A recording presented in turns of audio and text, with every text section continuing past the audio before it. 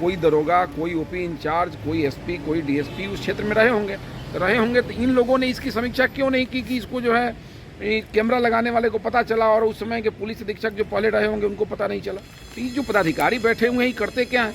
इनको तो देखना पड़ेगा इस विषय को कि भाई क्यों आपका थाना लपाता है। जब सीसीटीवी कैमरा लगाने वाले एजेंसी को जब ये जिम्मेवारी दी गई लगाने का, जब लगाने स्थल पर गए तो उन्होंने पाया कि भाई ये 99 जगह 67 थाना और 22 ओपी जो है ये जगह पर है ही नहीं। बिहार के 99 थाना और ओपी लापता हो गए हैं और इसकी खोज अब विधानसभा में हो रही है, क्योंकि बीजेपी के विधायक ने सवाल उठाया और पूछा कि आखिर वो थाना कहाँ है। सरकार की तरफ से क्या कुछ जवाब आया है?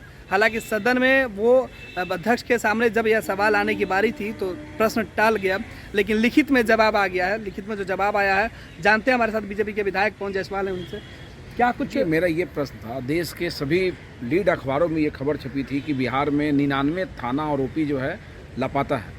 तो मैंने इसी प्रश्न को लाया था कि 1175 थाना और ओपी है यहाँ पे, जिसमें से 952 में सीसीटीवी कैमरा लग गया।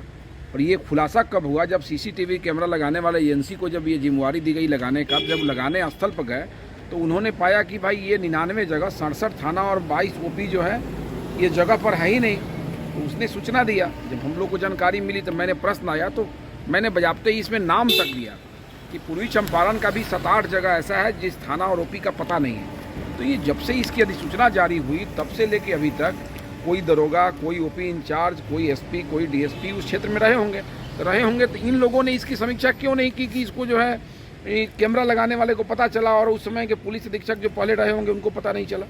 लेकिन मेरा प्रश्न बहुत महत्वपूर्ण था। अब किस कारण से ये प्रश्न पटल पर नहीं आया, इसका जवाब आया है और जवाब जो आया है उसमें विभाग ने इस बात को स्वीकार किया है। विभाग ने इसमें लिखा है कि राज्य के सभी पुलिस थाना ओपी के सृजन के संदर्भ में जिलावार समीक्षा की जा रही है और समीक्षा में प्रत्येक थाना ओपी संबंधित अधिसूचना का मिलान करते हुए सत्यापन का कार्य किया जा रहा है। यदि कोई कार्यरत थाना ओपी अधिसूचित नहीं पाया जाता है तो उसे अधिसूचित करने की कार्रवाई की जाएगी। तो मेरे प्रश्न में दम था और सरकार को या गृह विभाग ने इस बात को माना है। तो हम तो यही चाहेंगे कि पटल पे आए अथवा नहीं आए, सरकार के संज्ञान में अगर चला गया तो सरकार कहाँ कहाँ हम ही लोग हैं। और ये कोई भाजपा राजद का विषय नहीं है, ये विषय समस्या को ध्यान आकृष्ट करने की मामले का विषय है।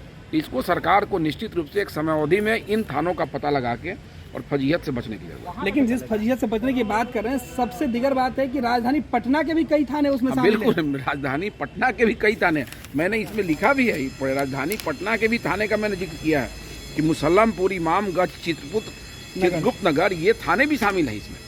तो ये जो पदाधिकारी बैठे हुए हैं ये करते क्या हैं? इनको तो देखना पड़ेगा इस विषय को कि भाई क्यों आपका थाना लपाता है और अधिसूचित थाना नहीं मिल रहा है और वहाँ दरोगा काम करता है, ओपी काम करता होगा, सिपाही काम करते होंगे।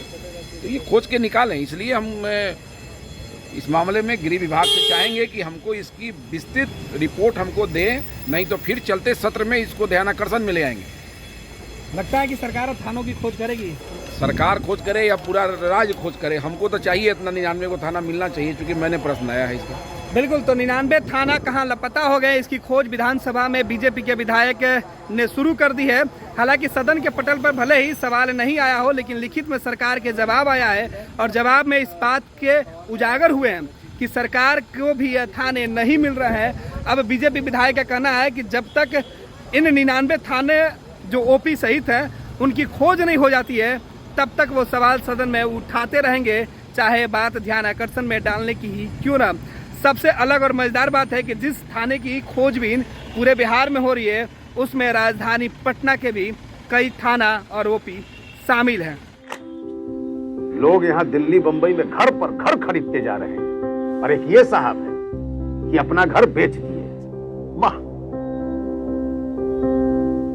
रिटायरमेंट का पूरा पैसा लगा दिए थे दिल्ली में घर लेने के लिए। अरे बाबूजी, तो अपना एक नया घर खरीद भी तो रहे हैं ना।